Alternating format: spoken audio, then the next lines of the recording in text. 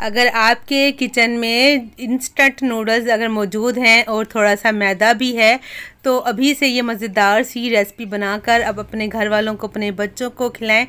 यकीन माने वो बाहर का खाना खाना छोड़ देंगे, बाहर जाने की ज़िद नहीं करेंगे। घर में साफ़ सुथरी और मज़ेदार सी हेल्दी सी रेसिपी बनाकर बच्चों को खिलाएं, या अचानक से मेहमान आ जाते हैं ना, तब भी आप ये मज़ेदार सी रेसिपी बनाकर खिलाएंगे तो ऐसा लगेगा बहुत ज़्यादा महंगे रेस्टोरेंट से आपने ऑर्डर किया है।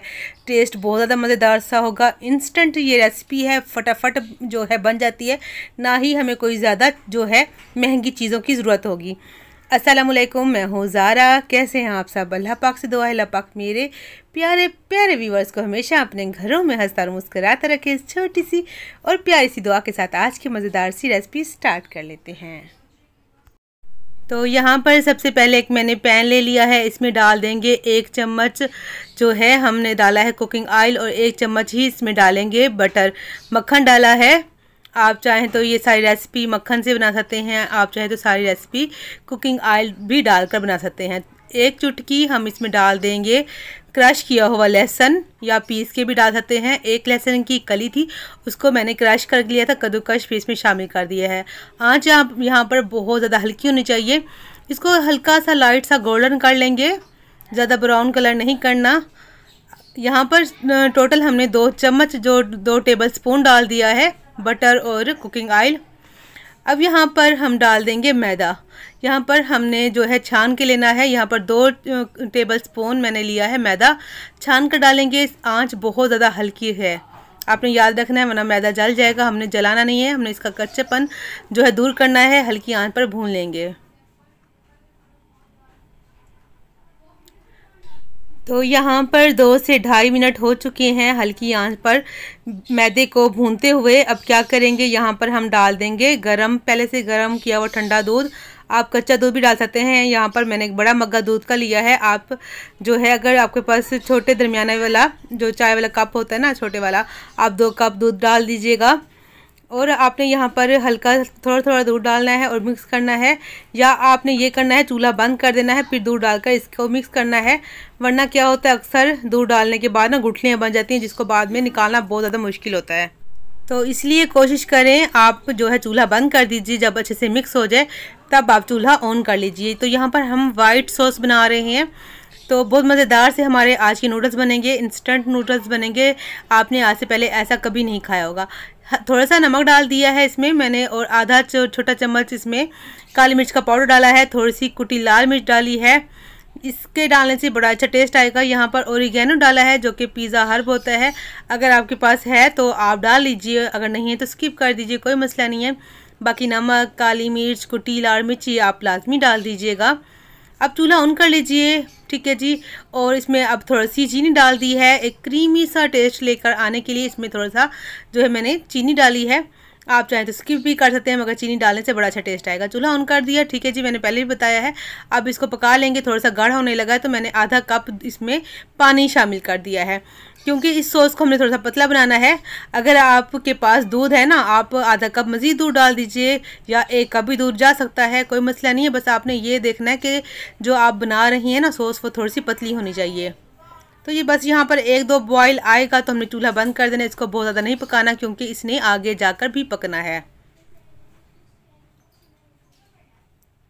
तो देख सकते हैं यहाँ माशाल्लाह से सॉस हमारी तैयार है। चूल्हा बंद कर दूंगी और चम्मच से मैं आपको दिखा रही हूँ कितनी थिकनेस चाहिए। देखिए 1 कोट हो जाना चाहिए चम्मच को, जब बैक के साइड पे देखेंगे तो अब क्या करेंगे, सॉस को मैंने साइड पे कर दिया है। यहाँ पर एक नीचे तवा रखा है, कढ़ाई ले ली है, आप कोई देगची भी ले सकते हैं। अब इसमें कोई बर्तन रख लीजिए जो कि इसमें कढ़ाई में सेट आ जाए, या जो आपके पास मौजूद हो, इस तरह की थाली हो या कोई प्लेट स्टील की, या कोई भी बर्फ़ को जमाने वाला जो है बाउल, कटोरा, वो भी ले सकते हैं। मेरे पास ये मोल्ड पड़ा था तो मैं ये ले रही हूँ। आप किसी भी शेप का बर्तन ले लीजिए, कोई मसला नहीं है। आपने बर्तन का कोई भी मसला नहीं बना लेना कि बर्तन नहीं है तो हमारे पास हम रेसिपी नहीं बना सकते, आप बना सकते हैं। यहाँ पर मैंने 4 पैकेट लिए हैं इंस्टेंट नूडल्स, जिसको हम मैगी भी बोलते हैं। तो चटपटा मैंने नूडल्स लिए हैं। ये 30 रुपये वाला पैकेट था तो 4 लिए हैं। आपने क्या करना है, अगर आप 50 वाला पैकेट ले रहे हैं तो आप 2 ले लीजिए। अब इसमें बर्तन में सेट कर लेंगे। एक लेयर हमने लगा दी है नूडल्स की। अब एक इसका मसाला जो है मैगी का, इसको खोल लेंगे। तो मेरे से ज़रा गलत खुल गया है, इस पर छिड़क देंगे। ये मैंने चटपटा जो है मैगी का जो है नूडल्स लिए थे। आप चाहें तो जो चिकन फ्लेवर का भी ले सकते हैं, वो ज़्यादा मज़े का बनेगा। थोड़ा लाइट फ्लेवर होगा तो मज़े का लगेगा। अब इसके ऊपर सारा हम कोट कर लेंगे। सारे नूडल्स अच्छे तरीके से छुप जाने चाहिए, हम इसमें इतना डाल देंगे। दोबारा से जो बचे हुए नूडल्स थे ना, हमने उसकी जो तह लगा लेनी है। जो टूटे हुए नूडल्स थे वो भी हम इसमें शामिल कर देंगे। इस नूडल्स में हमने किसी भी पानी का इस्तेमाल नहीं करना। इसी सॉस से ही ये बन जाएंगे मज़ेदार से इंस्टेंट नूडल्स। बहुत यमी, बहुत मज़ेदार से बनते हैं। ऐसा लगता है रेस्टोरेंट से आपने बहुत ज़्यादा महंगी जो है आपने डील मंगवा ली है। जो बची हुई सारी सॉस थी इसके ऊपर डाल देंगे। कोई भी पानी का इस्तेमाल नहीं करना, आपने याद रखना है। यहाँ पर मैंने थोड़ी सी कद्दूकश की हुई गाजर डाल दी है। आप यहाँ पर गाजर के साथ शिमला मिर्च भी डाल सकते हैं, बंद गोभी भी डाल सकते हैं, या जो बच्चे आपके पसंद करते हैं ना, आप वो भी डाल सकते हैं। तो यहाँ पर थोड़े से मेरे पास पड़े थे ये बचे हुए इसी नूडल्स के ना, जो मसाला होता है मैगी का मसाला, तो ये भी इसमें डाल देंगे। ऊपर से थोड़ा सा डालूंगी, ज़्यादा नहीं डालूंगी, क्योंकि थोड़ा सा इसको लाइट फ्लेवर ही बना रही हूँ। तो आप जितना इसमें जो है पसंद करते हो मसाला डाल सकते हैं। अब इसके ऊपर मैंने जो है होममेड मोज़रेला चीज़ मेरे पास पड़ी थी वो डाल रही हूँ। इसके डालने से बहुत ज़्यादा अच्छा टेस्ट बन जाता है, बहुत अच्छी इसकी लुक बन जाती है। अगर है तो लाजमी डालिए, नहीं है तो आप क्या कीजिए, आप 2 अंडे लेकर फेंट कर इसके ऊपर डाल लीजिए, तो तब भी आपकी रेसिपी ऐसे ही बन जाएगी। थोड़ा सा ऊपर से और डाल दूंगी, क्योंकि थोड़ी सी जो चीज़ होती है ना फीकी होती है। तो मसाला अपने हिसाब से सेट कर लीजिएगा। थोड़ा सा ओरिगेनो डाल दिया है, जो कि बिल्कुल ऑप्शनल है।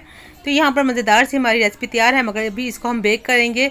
कढ़ाई हमारी जो है 15 मिनट हो चुके हैं, प्री हीट हो चुकी है। इसमें रख देंगे, ध्यान से हाथ का भी हमने ख्याल रखना है।